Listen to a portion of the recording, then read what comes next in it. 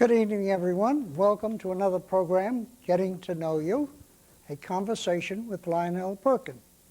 And in keeping with our policy of diversity, where we have so many different kinds and sizes and shapes and ages, tonight we're going artistic. We're going to have a professional singer and a professional dancer as our guests on the program. And so we will start out with our singer, and I'd like everyone to meet Jonathan Hall. So welcome, Jonathan. Glad to have you here. Thank you. So I don't think you've ever gone through the torture of personal interview like this, but at any rate, it's painless, and I haven't lost a client yet, or a person, or a guest. So let's start out from the beginning. You were born where? New Brunswick. New Brunswick. Yes. So you're virtually a native son here. How long have you lived in Highland Park? 5 years now. 5 years? Yes. And I understand you have quite a family? Yes, 6 children. Can't hear you. 6 children. 6 children. Yes. Wow. The oldest is? 12. And the youngest? 4. Got a handful. Okay. Tell me about your singing. You started out singing when someone really appreciated it. When? Well, actually, I started singing in the house. But, you know, then I started singing for people in high school, 11th grade. Yeah, well, we all sing in the house, especially in the shower. You know, we're all great in the shower. Well, I was never a shower singer, but So when you get out of there, it's a different story. sing a lot in the kitchen. So you, and anyway, so you've been singing before people since the 11th grade? Yes. What was that, in New Brunswick? Yes. And what kind of groups? We had gospel chorus, vocal dynamics. It's like a little group set off from the gospel chorus that I sang in. And then, you know, we had church, singing at church with our parents and stuff like that. And now you've graduated to what? Popular songs or classics? I did a few tours with a few R&B singers around the country. Rhythm and blues? Yes. See, even I know that. Yeah, right? see? You know, Yeah. you say R&B, they wonder, who's that, Robert Burns or somebody? So, rhythm and blues, Yes, right? yes. Have you sung with any orchestra group or any group like that? I haven't got a chance to do that yet. I'm hoping. Not do that, huh? I'm hoping. Hey, you're still a young man. Yeah. Look at me, I just started a new career at the ripe old age of 87, right? Yeah. So there's hope for all the time. So don't give up. Don't give up. I won't. All right?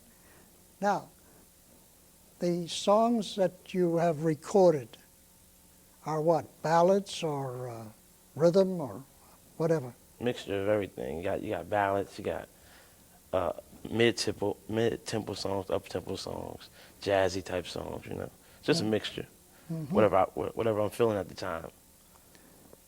And have you recorded for any local disc or recording company? I recorded for a independent label about 7 years ago, gospel label, out of Maplewood, New Jersey. And I just started my own little label that I put my own little project on, maybe like a year ago. So the project you have now is the one we're going to hear tonight. Yeah, is my own little label. How about the song we're going to hear tonight? It's original. Is that yours? Oh yeah, no doubt. Wow, hey, that's more than we bargained for. Yeah. So we not only have a recording of your voice, but we also have an original song. That's right. Gets better all the time. You're gonna like it too. I'm going to like it. Yeah. Okay. If I don't, I'll let you know. All right. Of course. But I don't think that's going to be the case. All right.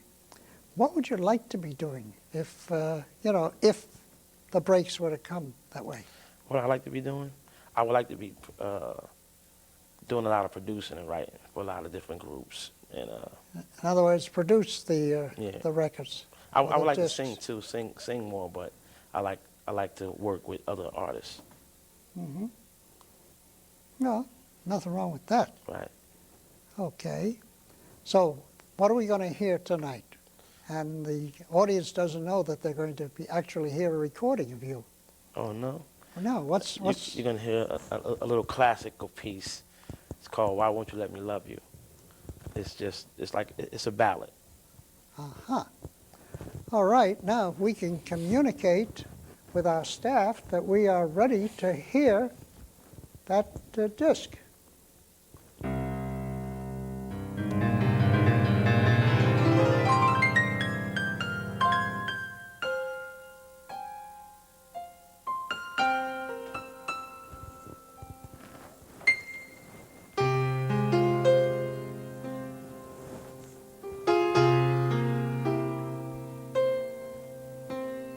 Why won't you let me love you? Why won't you let me console you? I see the tears you cry, but I can't wipe your tears away. I love you.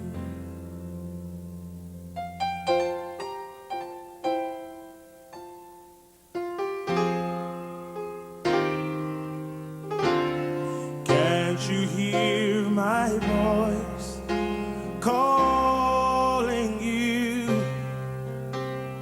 I see what you're going through, but you're never alone. I'm right beside you. I love you.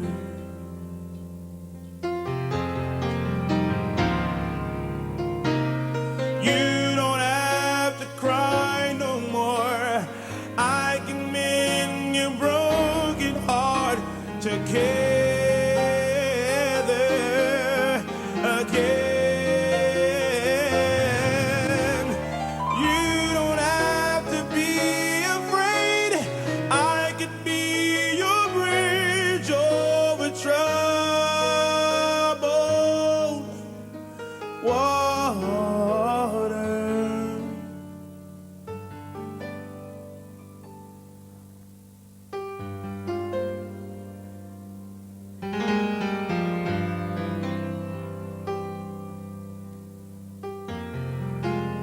Tell me when it's over. Why won't you let me? Great, great. You like that? I love it. All right. Boy, so what we got to do is we got to get a couple of thousand of them and go all over town, have everybody buy one, Yeah, that's what we got. Wouldn't that be nice? Got to get a little rally going on. or something like that. Yeah. Or else we'll have something else going and give them away free. We can do that too. Do something else as a fundraiser or something like that, Yes. right? Yeah. Okay, that sounds pretty good. So, everybody's had a chance to hear Jonathan Hall, and you would think that very, very sweet, nice voice comes out of this hunk of guy here, right? Here he is. I thought you were a football player Oh my God. or a wrestler or something like that. Instead, out comes this beautiful music, which goes to prove you can't tell, you know? I mean, you look at a little guy like me, you wouldn't imagine I was a center for a basketball team, right? And you'd be right. But in your case, you do very well. Thank you. So, we're going to have someone else on tonight, Okay. a very nice young woman who happens to be a student at the school here, All right. but she's a professional dancer with the Alvin Ailey group, which is nothing to sneeze at, pal. All right. That's a big name, right? Yeah. And that's where we're going to see you. Not dancing, but somewhere singing, right? Yeah.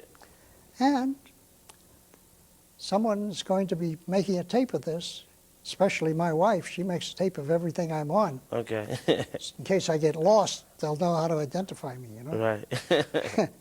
Anyway, what'll happen is she'll make a tape, and when it's done, I'll get a copy for you. Okay. So you'll be able to show yourself as having been here. Okay. I don't know if that's going to be a reward or a punishment, but anyway, you've been here, and we're so glad we had you. Okay. Thank you. I'm All glad to right. be here. Thanks very much. Thank you very much. Okay. Now, I want to just announce that there'll be a short pause while we prepare for the second part of tonight's program, where you will be treated to seeing a young woman who is a member of the Highland Park High School student and is a dancer with the Alvin Ailey Dance Group in New York City. And those of you who don't know that will soon learn to appreciate it, because we will have a tape of her actually performing. And so, for now, that'll be the end of this segment. Thank you. See you in a couple of minutes.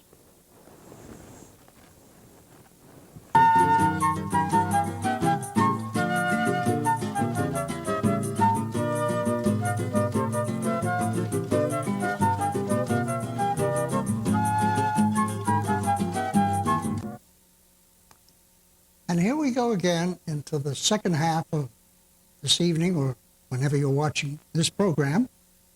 And this program we are devoting to the entertainment field.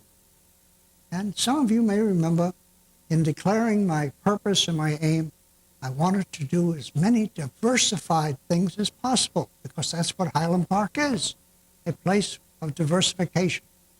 And so today, we have been very fortunate, as you've already heard and seen. We've had someone, a great singing personality. And now, we're going to not only talk to someone who is a dancer, but who happens to be at the other end of the spectrum. So here we are, from the top of the mountain to the beginning. I just got through discussing with the young lady that I'm more than 5 times her age. I said, that's unbelievable. But anyway, here we go. So, from here on, we'll devote our time to Danelle Morgan. And when you see her name, you'll see that she's probably had to tell every teacher and every friend to spell it correctly. Yeah. She's not a boaster. There is no I in her name. Maybe she has a U, but she doesn't have an I. So here we are, and I have the pleasure of speaking with Danelle Morgan, who is truly as close as you can get to being a native of Highland Park, even though she wasn't born here, but she came here within months. And she's been here all this time, gone to the schools, and here we are with the ballerina, Danelle Morgan. Right? Mm-hmm. Okay. So, we are not only going to be talking to you, but we're going to have the pleasure of seeing you perform. And I guess you don't have to guess, as far as the audience is concerned, it's not going to take place here. It's going to take place right on the stage, proper atmosphere. Okay? But before we get involved in that, let's find out who is Danelle, right? Mm-hmm. Not Daniel, Danelle Morgan. Okay? You are a student at Highland Park High School? Yeah, I'm a junior. You're a junior. Mm-hmm. So you will graduate when? 2003. 2003. Wow, you've gone a long way. Unfortunately. Oh, no. So you're doing very well. And from what I saw on your resume, I don't know how you got all the activity in that you have gone through, but why don't we start a little bit at the beginning, because you didn't get where you are just by accident. I know, I've had daughters study ballet. It is hard work, Yeah, right? definitely. And you have to be very dedicated. Mm-hmm. A lot of hard work and hours to put into it. At what age were you when you started to go to any kind of dancing instruction? Well, when I was 3, I started ballet and tap, and I've been doing that forever. And then, I don't know, when I was about maybe 8 or 7, I started jazz, and then it just went on from there. What was the first time that you ever appeared in a recital of the school or wherever the school chose up, wherever you were at the time. I know because I used to play for those things with an orchestra I had, dancing school, things of that sort. When was the first time you actually appeared before an audience, parents or whatever? When I was 3. When you were 3? Yeah. So at that time you had to be one of two things. Either scared or didn't know what it meant to be scared. I didn't know what it meant to be scared. You just knew you had to just do it. Mm-hmm. So you've actually been performing with someone watching since the age of 3. Yep. Now you're an old woman of 16. Wow. Huh? Right? Yeah. Now, we could jump, but I don't want to jump so fast. What have you done in any way appearing before a public? Well, it basically started with dance. Like I liked attention. I liked being on stage and all of that. And when I was in 5th grade, my music teacher at Bartle School, she had me audition for a play at the George Street Playhouse, The Miracle Worker. Oh, yes. And so I auditioned for that, and I got the part as Martha. And that was like, other than dance, that's like one of the only times, other than like school plays and like musicals and stuff. Uh-huh. And from what you told me just a little while ago, this is your career goal. Mm-hmm. Yeah, I loved, like, it's very hard to make it in dance because there's so many, especially females, that want to be dancers and want to make it big. But it's one of my goals, and I hope that I can do it. You know, from the time we're children, we hear of something in this country, that in this country of ours, you can be anything you want if you want it badly enough. Did you ever hear that? Mm-hmm. I got to tell you, it's not true. You know why it's not true? You can be, provided you have certain things going for you. Mm-hmm. For instance, I used to give seminars, and I would bring up the same thing. I would say, look, I don't want to disillusion you, but you can't be anything you want to be. For instance, look at me. At 5'4", there's no way I'm going to be a center on a professional basketball team. Nothing in the world will make it that way. What you have to do is find out what you're possibly capable of doing, and then do whatever it takes to get there. And that's what we're talking about. Exactly. Training, training, training, hard work, frustration, disappointments, Yeah. aches and pains, right? Everything. But then when you do get an opportunity to appear in a decent production of some kind, and you get out on that stage and you do your routine, I don't care whether it's you're dancing or singing or whatever, making a speech, but the sound of applause, wow, there's nothing to substitute for Exactly. it, right? All the aches and pains go away, Mm-hmm.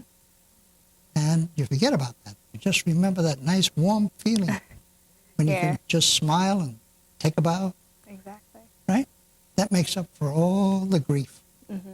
all the static you have to take from teachers, trainers, whatever.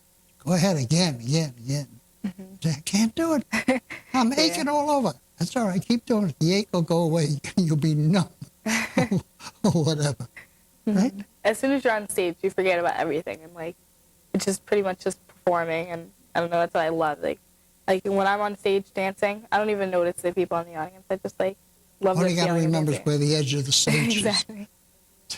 So you don't go flying off. But otherwise, fine, right? Do you sing? No, Not really. unfortunately.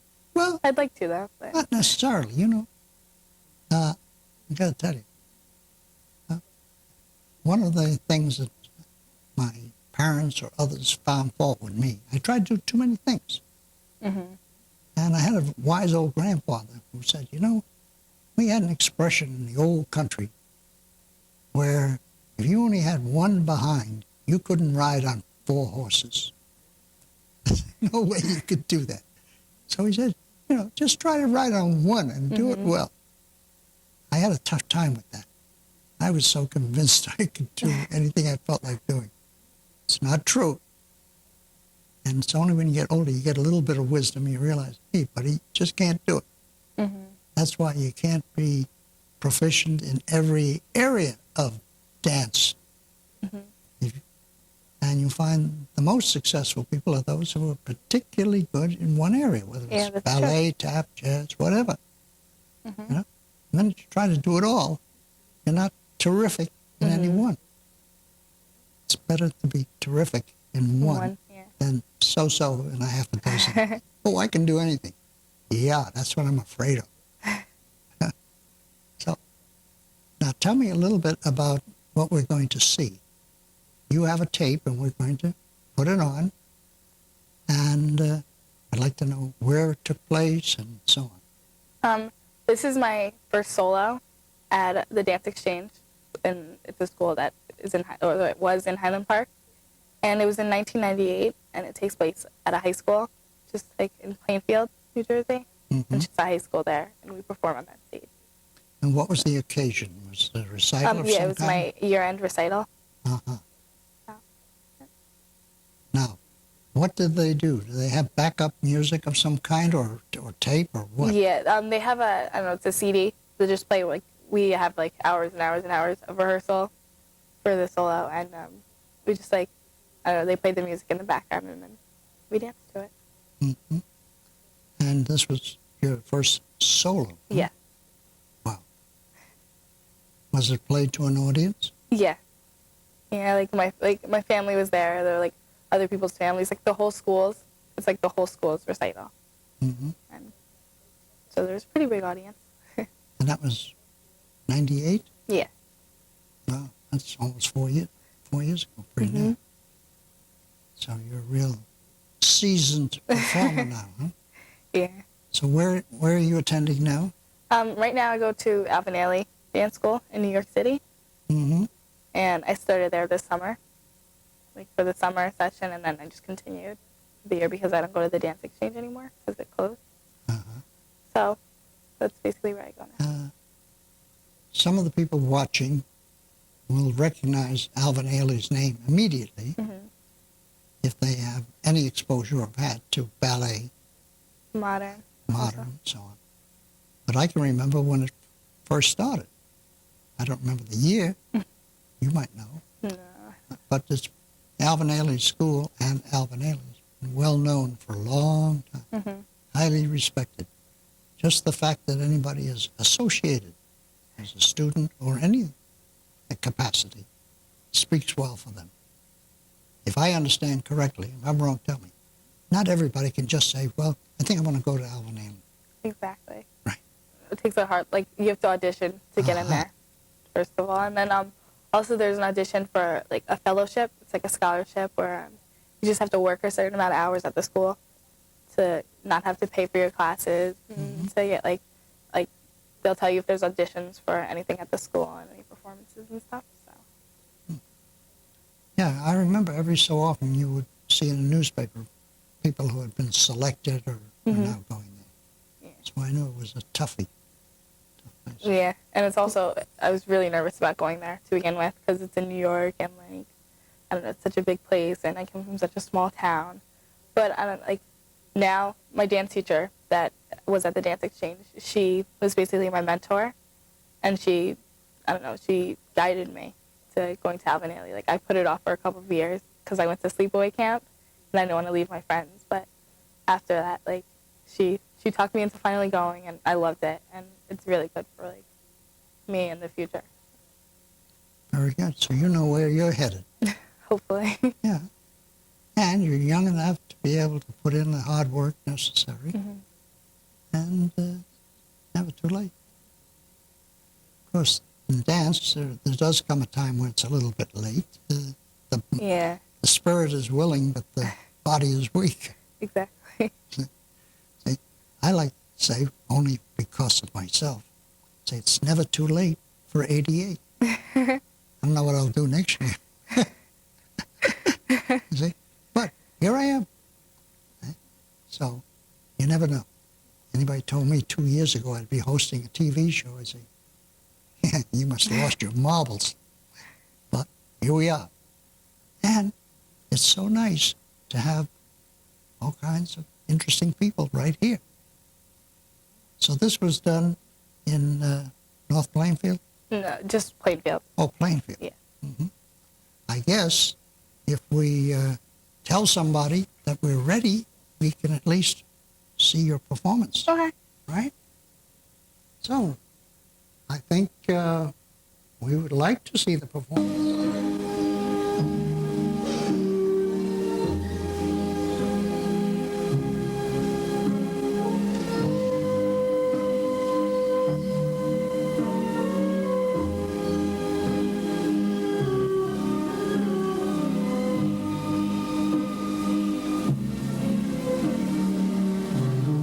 Solo sueño un horizonte falto de palabras. En la sombra y entre luces todo es negro para mi mirada. Si tú estás junto a mí, aquí tú en tu mundo, separado del mío por un abismo. Oye, llámame, yo volaré a tu mundo lejano. Por ti volaré, espera que llegaré. Mi fin de trayecto eres tú, para vivirlo los dos por ti. Volaré por cielos y mares hasta tu amor, abriendo los ojos por fin. Contigo viviré. Cuando estás lejana sueño un horizonte falto de palabras. Y yo sé que siempre estás ahí, ahí. Una luna hecha para mí. Siempre iluminada para mí, por mí, por mí, por mí. Por ti volaré, espera que llegaré. Mi fin de trayecto eres tú, contigo yo viviré por ti. Volaré por cielos y mares hasta tu amor, abriendo los ojos por fin. Contigo yo viviré por ti.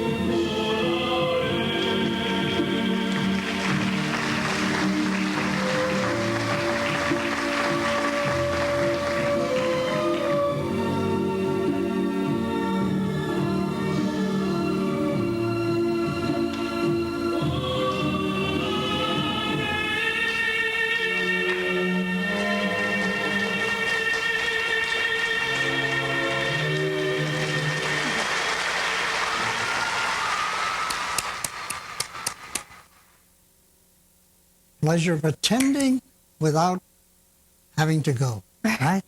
All that. The important thing to me is that those of you who have VCR and perhaps have made a recording someday will be able to say, "You see her? I saw her when she was just starting out, having just made her first appearance." Keep that tape, right? Yeah. Definitely keep it. And it'll be very valuable to somebody to be able to say, "Oh, I know her. I was there at the very beginning." Wow. I'd just like to take a minute or so to change the subject for a moment and address the audience. And if you recall, those of you who have seen the previous programs, you'll know that we have gone from little 3-year-olds doing karate to senior citizens doing body recall, and now having a singer, a dancer, and an older performer and a younger performer. And that's an idea of what we're trying to do. So if you don't come forth, there's no way I know. The truth is, if Danelle's father had not talked to me, I would not have known that this talent was right under our nose. So I'm appealing to you out there. I'm interested in all kinds of diversion, whether it be occupation, whether it be hobby, whether it be various ethnic groups, especially if anybody has any background from any of the countries in Europe. I would love to have them on the program because I've been to all these places and can have an intelligent conversation. At any rate, this is an appeal because you want your moment of fame, if you want to call it that. I'm not going to know about it unless somebody calls me or gives me some indication that you're around. And as you probably know by now, I don't even bite. I'm easy to get along with, but I can't do a thing without you. So, back to the theme, getting to know you. Can't know you if I don't see you or hear you. So this is my appeal. You want to be on here, you better get in touch with me. So a final bow, and just in case you're too lazy to look me up in the phone book, you can reach me at 732-572-5252.